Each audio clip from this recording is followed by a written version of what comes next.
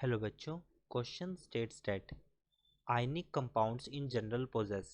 जो ionic compounds होंगे हमारे पास जनरल में, उनमें हमें बताना किस प्रकार की प्रॉपर्टीज होती है। लाइक फर्स्ट ऑप्शन हमारे पास है high melting point and non directional bond, second है low melting point and high boiling point, third है high hard and good conductor of electricity, and last option हमारे पास है high solubility in polar and non polar solvent.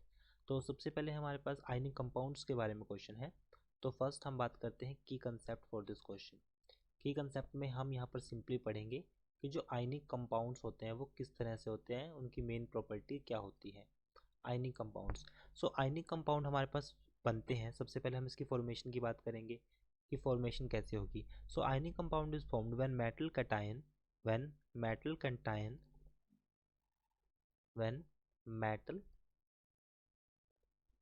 Cation जो हमारे पास metal cation होगा हमारे पास, वो क्या करता है। Ionic compound is formed when metal cation is bonded with, bond बनाएगा, is bonded with non metal by transfer of electron,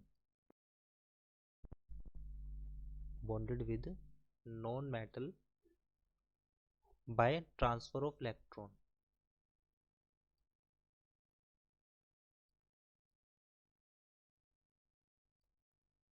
by transfer of electron.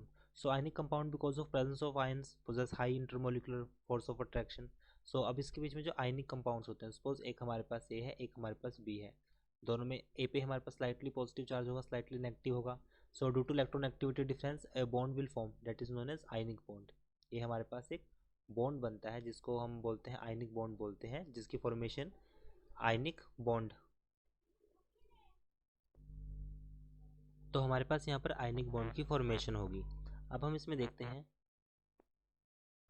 अब जो आयनिक बॉन्ड्स जो बनते हैं हमारे पास, अब हम यहाँ पर देखते हैं, सॉरी, जो आयनिक बॉन्ड्स की जो हमारे पास फॉर्मेशन होगी, आयनिक बॉन्ड्स जो हमारे पास बनेंगे, उसमें हमारे पास जो डायरेक्शनल का जो करेक्टर होगा वो नहीं होगा, कि जो हमारे पास बनता है वो ट्रांसफर ऑफ इलेक्ट्रॉन होगा। In this case we can say transfer of electron does not take place in fixed orientation. Here we can say transfer of electron does not take place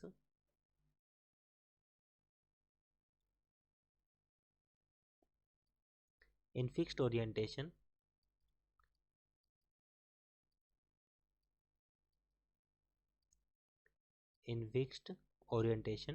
so they are non directional।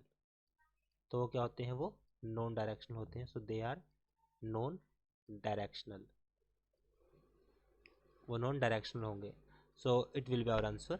Right answer हम बोल सकते हैं कि जो compounds होंगे हमारे पास, ionic compounds होंगे, general possess both high melting point and non directional bond. तो ऑप्शन फर्स्ट इसका राइट है, बट हम अदर ऑप्शन को भी डिस्कस करते हैं।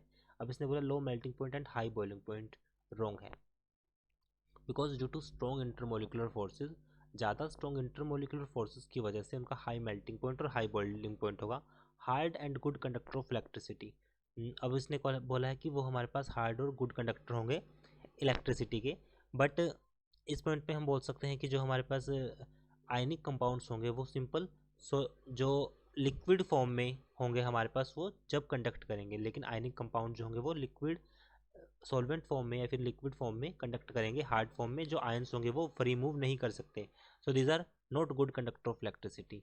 Only in liquid state good conductor वो सिर्फ किस में होंगे, सिर्फ लिक्विड स्टेट में होंगे, बिकॉज उसमें जो आयंस होंगे वो फ्रीली मूव कर सकते हैं। High solubility in polar and non polar solvent, अगर हम इस पॉइंट को समझें, polar compound because of presence of partial charge it attract the ion of ionic compound and break the bond making the ionic compound soluble in polar solvent। but लेकिन non polar compounds में because of no electron activity difference they do not possess any partial charge, so they are not able to break ionic bond। इसलिए हमारे पास वो non polar में soluble नहीं होंगे, तो इसलिए हमारे पास ये ऑप्शन भी रॉन्ग है। ओनली ऑप्शन होगा first. I hope solution is understandable. Thank you.